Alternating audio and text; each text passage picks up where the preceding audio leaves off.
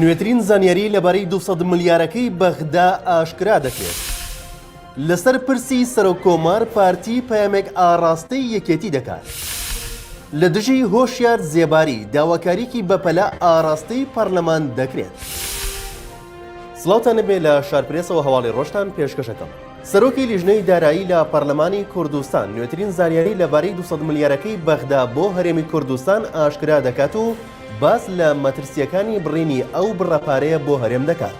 زیاد جەبار سەرۆکی لیژنەی دارایی لە پەرلەمانی کوردستان لە کۆنگرێکی ڕۆژنەمەڵیدا کە پەیامنێری شارپرێز ئامادەی بۆ ڕایگەیاند سەبارەت بە 200 ملیار دینارەکەی بەغدا بۆ موچەی فەرمانبەرانی هەرێم کە بەغدا داوای کردووە هەرچی زووە ژمێرەی کۆتایی وردبینیان تێدا بکرێت ئەگەرنا ناردنی ئەو پارەیە بۆ هەرێم ڕادەگیرێت.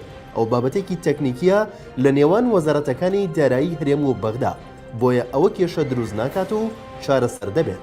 زیاد جەبار کە هاوکات سەرۆکی فراکسیۆنی یەکێتیشە لە پەرلەمانی کوردستان هەڵوێستی فراکسیۆنەکەی و حیزبەکەی لە بەرامبەر هەڵبژاردننی پەرلەمانی کوردستان ڕاگەیاند ووتی ئێمە وەک یەکێتی لەگەڵ ئەوەی یاسای هەڵبژاردننی ژمارەیەکی ساڵی 1992 کە تا ئێستا 7 جار هەموار کراوەتەوە کە دووە هەمواریان ساڵی 2013 بوو ئێستاش جارێکی دیکە هەموار بکرێتەوە. سەرۆکی فراکسیۆنی یەکێتی جەختی کردەوە وەک چۆن وتەبێژی فەرمی یەکێتی ئاشکرای کردووە لەگەڵ هەڵبژاردننی لەوادەی خۆیدا. ئێستاش جەختی لەسەر دەکەینەوە کە یەکێتی لەگەڵ هەڵبژاردننی پەرلەمانی کوردستانە لەوادەی دیاریکراوی خۆیدا. ئەندامێکی سەرکردایەتی پارتی دیموکراتی کوردستان پەیامێک ئاڕاستەی یەکێتی نیشتیمانی کوردستان دەکات و دەڵێت پێویستە برادرانی یەکێتی لە نەفشەی سیاسی نوێی عێراق و هەستیاری دۆخەکە تێبگەن.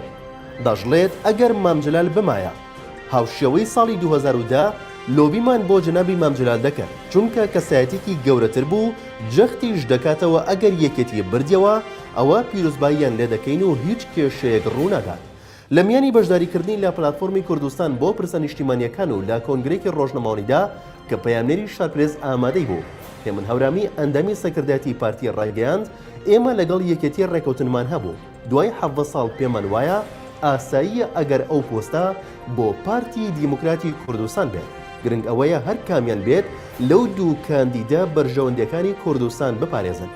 لەبارەی پۆستەکانی هەرێمی کوردستانیشەوە هێمن هەورامی دەڵێت پۆستی سەرۆکایەتیەکانی حکوومەت و هەرێمیش لە هەرێمی کوردستان ئەوانە ئیستیقاقی هەڵبژاردن و پەیوەندیان بە هیچ بابەتێکی تراوە نییە. لە پەیامێکیشیدا بۆ یەکێتی هێمن هەورامی ڕای دەگەێنێت بۆ ئێستاش پێمان وایە برادرانی یەکێتی پێویستە لە هەستیاری دۆخەکە و نەخشەی نوێی سیاسی عێراق تێبگەن. نابێت ئەوەی لە بەغدا ڕوودەدات کاریگەری لەسەر هەرێمی کوردستان هەبێت. لە کۆنگرێکی ڕۆژنەماڵیدا شاسوار عەبدولواحید سەرۆکی جوڵانەوەی نەوەی نوێ دوابڕیاری خۆیان سەبارەت بە کاندیدی پۆستی سەرۆکۆماری عێراق ئاشکرا کرد و ڕایگەیاند ئێمە پاکێجێکی دەخاڵیمان ئامادە کردووە بۆ هەردوو لایەنی دەسەڵاتداری هەرێم یەکێتی و پارتی.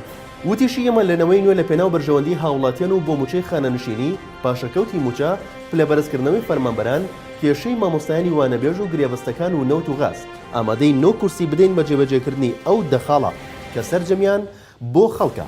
ئەگەر ئەو داواکاریانیان جێبەجێ کرد ئەوە ئێمە ئامادەین ئەو پیاڵە ژەهرە بخۆینەوە و دەنگ بە کاندیدی ئەوان دەدەین و پاشەکشە بە کاندیدەکەی خۆمان دەکەین لە پۆستی سەرۆکۆمان. شاسوار عەبدولواحید ئاشکراشی کرد یەکێتی و پارتی واتە هەردوو لایەن نوێنەر و وەفدیان ناردووە و داوایان کردووە دەنگیان پێ بدەین. ئێمەش لەبەر چاوی خەڵک ڕای دەگەێنین ئەگەر هەر لایەکیان ئەم دەخاڵە جێبەجێ بکات ئەوان دەنگ بە کاندیدی ئەو لایەنە دەدان ئەگەر ناچینە ناو هیچ ڕێکەوتنێکەوە کە هیچ ئەنجامێکی نەبێت. سەبارەت بە پەیوەندیەکی تەلەفۆنی مەسعود بارزانی سەرۆکی پارتیش شاسوار عەبدولواحید ئاشکرای کرد ئەگەر مەسعود بارزانی پەیوەندی بە منەوە کردبێت ئەوە تەنها هەردووکمان دەیزانین ئیتر چۆن میدیا بەوەی زانیوە بەڵام ئەوە ڕاست نییە و دوورە لە ڕاستیەوە. سەبارەت بەو پۆستانش کە بۆیان پێشنیاز کراوە لە حکوومەتی عێراق سەرۆکی جوڵانەوەی نەوەی نوێ ئاشکرای کرد تەحەدای هەموو هێزە کوردی و عێراقیەکان دەکەم چێ لەسەر نەوەی نوێ یەک بەڵگەی هەیە بڵاوی بکاتەوە بەڵام ئێمە ئاشکرای دەکەین پێشنیازی جێگری سەرۆکی پەرلەمان و وەزارەتێکی عێراقمان بۆ کراوە ئەگەر بمانویستایە وەرمان دەگرت بەڵام جەخت دەکەمەوە ئێمە بەشداری ناکەین و وەک ئۆپۆزیسیۆن دەمێنینەوە. ئەوەشی ئاشکرا کرد پێشتر وتمان لە عێراق مفاجعە تۆمار دەکەین پشت بەخوا و بە خەڵکی کوردستان بۆ هەڵبژاردننی ئەم جاری پەرلەمانی کوردستانیش چاوەڕوانی مفاجعە بوو. لە دژی هۆشیار زێباری کاندیدی پارتی دیموکراتی کوردستان بۆ پۆستی سەرۆکۆماری عێراق داوایەکی بەپەلا ئاڕاستی سەرۆکایەتی ئەنجومەنی نوێنەرانی عێراق دەکرێت و داوا دەکرێت ڕێگە نەدەن کەسێک خۆی کاندید بکات کە پێشتر بە تۆمەتی گەندەڵی متمانی لێوەرگیراوەتەوە. بە گوێرەی نووسراوێکی ئالیە نووسێم پەرلەمانتاری دەوڵەتی یاسا لە ئەنجومەنی نوێنەران کە ئاڕاستی دەستەی سەرۆکایەتی پەرلەمان و دەستەی دەستپاکی عێراقی کردووە نووسیوێتی داوا دەکەین ڕێگە نەدەن کەسێک خۆی کاندید بکات کە پێشتر بە تۆمەتی گەندەڵی متمانی لێوەرگیراوەتەوە.